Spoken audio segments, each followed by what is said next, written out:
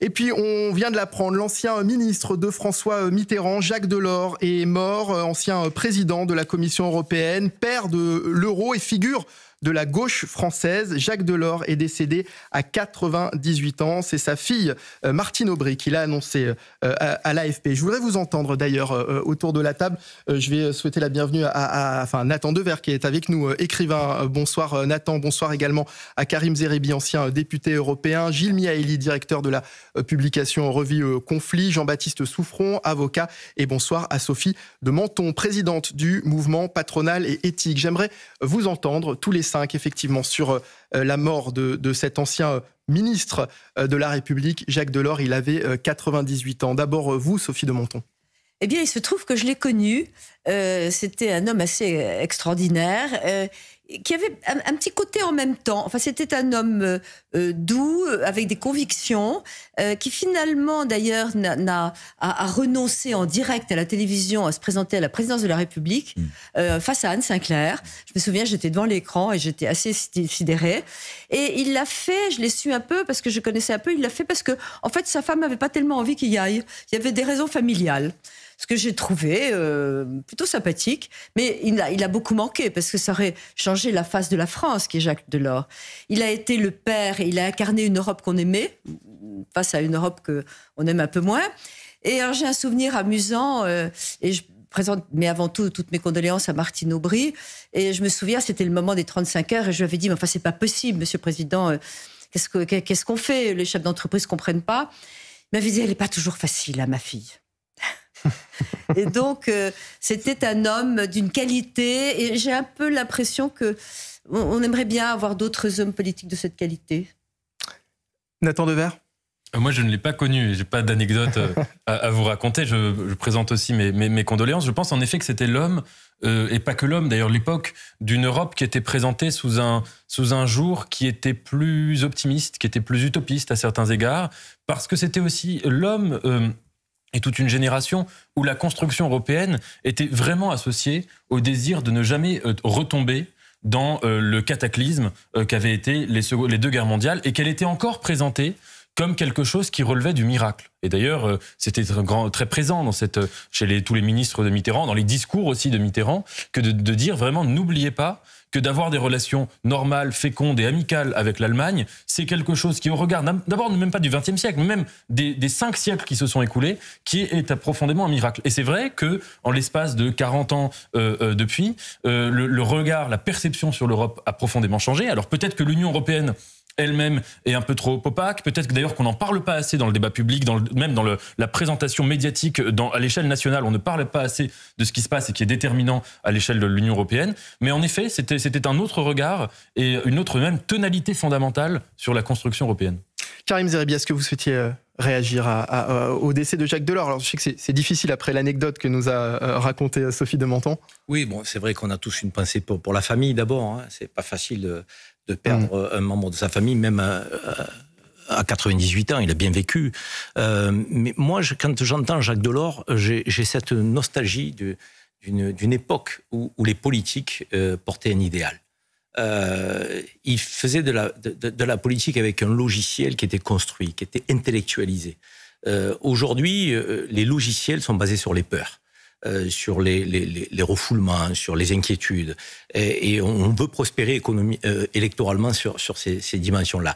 À l'époque de Jacques Delors, on avait des Michel Rocard, on avait même des Jacques, des Seguin, on avait des gens qui pensaient la société, qui pensaient notre continent, qui pensaient le monde, avec lesquels on était d'accord ou pas. C'est pas le sujet. Ça veut pas dire que leur idéal, on le partageait, mais ils apportaient une valeur ajoutée. Et ils étaient au-dessus du citoyen moyen parce que on se disait, eux, ils sont capables d'avoir, je dirais, une vision.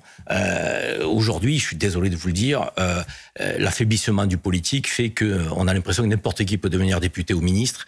Et ça, je trouve que c'est très pénalisant pour la vie politique de notre pays. À l'époque de Jacques Delors, il fallait une autre dimension. Jean-Baptiste Souffron. Oui, il y a 3 choses qu'on peut retenir de Jacques Delors qui sont, à mon avis, essentielles et qui montrent bien peut-être ce qui manque aujourd'hui à la politique. C'est que typiquement, vous allez voir, c'est quelqu'un qui a créé l'euro, d'accord, qui a fait Schengen et qui a fait Erasmus.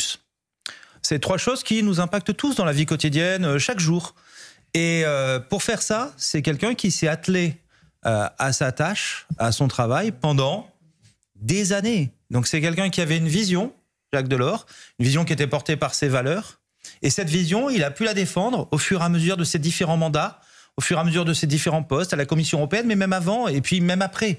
Et il savait renoncer, avancer, porter quelque chose et faire aboutir des projets dans la durée. Qui aujourd'hui, parmi nos politiques, porte un projet dans la durée ? Et de qui peut-on dire qu'il a une idée, qu'il a envie de faire aboutir pour dans 10 ans ou pour dans 15 ans ? C'est un peu quelque chose qu'on aurait envie de voir revenir et pas simplement des gens qui viennent, qui font un CDD ou qui pensent qu'ils sont en CDI et puis ensuite qui repartent et qui font autre chose. C'est un personnage qui va manquer et on peut espérer qu'on saura lui trouver des successeurs quand même. C'est le souvenir d'une autre politique aussi, comme disait Karim Zeribi, Gilles Mihaili, le souvenir aussi peut-être d'une autre gauche. Oui, pour moi, c'est l'un des derniers personnes qui ont vécu la Seconde Guerre mondiale dans sa chair. Il avait 20 ans à la fin de la guerre. Et qui... et c'est cette idée que plus jamais ça, généralement, pas uniquement les Juifs, mais plus jamais ce genre de choses, plus jamais ce genre de destruction, plus jamais ce genre de guerre était le fondament d'une pensée et d'une action politique. Le problème, c'est que c'est aussi la génération qui nous a légué les problèmes avec lesquels on est aujourd'hui, dans lesquels aujourd'hui on est un peu englué, et que quand il n'y a plus des gens qui ont vécu dans leur chair ce genre de guerre, on voit que les grandes institutions qu'ils ont créées n'arrivent pas à donner du sens à l'action politique aujourd'hui. L'Europe n'a pas, comme il souhaitait, n'a pas accouché d'une nation au-dessous de nations, ou d'une solidarité qui arriverait à surpasser les solidarités entre Polonais, entre Slovaques, entre Français, entre Italiens, etc. Ça n'existait pas. Et donc, l'Europe est en crise de sens. Il y a beaucoup de choses qui marchent, beaucoup d'institutions, beaucoup de subventions. Mais l'idée qu'il y aura une nation au-dessous de nations qui va abolir les nations qui s'est supposé responsable des guerres et des malheurs, ça n'a pas marché. Et l'idée que c'est la dernière génération qui croyait vraiment que le mal vient de la pauvreté. Éduquer, donner du logement, donner des soins, ça va éradiquer les mal, ça va éradiquer la criminalité. On voit aussi qu'après 12 siècles, ça ne marche pas. On n'arrive pas à corriger les choses uniquement avec l'argent, avec les RER, avec des logements sociaux, avec l'école, etc. Ça ne marche pas non plus. Donc c'est vraiment la fin de quelque chose qui a duré plus que depuis la fin de la guerre. Mais c'est plus que ça. Je crois que Jacques Delors était un honnête homme au sens du XVIIe siècle. C'était un honnête homme. Et donc, je veux dire, il avait des convictions, il n'a pas d'intérêt personnel, il a fait passer à un moment donné sa famille avant. Et c'est ça la nostalgie. Parce que le monde s'est tellement accéléré qu'on ne peut pas en vouloir pratiquement d'être complètement débordé par les réseaux sociaux, par l'évolution scientifique, par la politique. Dans le monde entier, c'est difficile. Mais c'était un des derniers honnêtes hommes. Merci Sophie de Menton, immense figure de la politique et de la gauche française. Jacques Delors avait donc 98 ans et on présente une nouvelle fois nos condoléances à sa famille et à sa fille Martine Aubry. On va marquer une courte pause, on va revenir dans un instant et nous allons parler bien sûr de la loi immigration. Emmanuel Macron a officiellement, ça y est, saisi le Conseil constitutionnel. On y revient juste après la pause, en direct sur CNews et sur Europe 1 pour la suite de Punchline. Restez avec nous. Europe 1, 18h-19h, Punchline, Mickaël Dorian.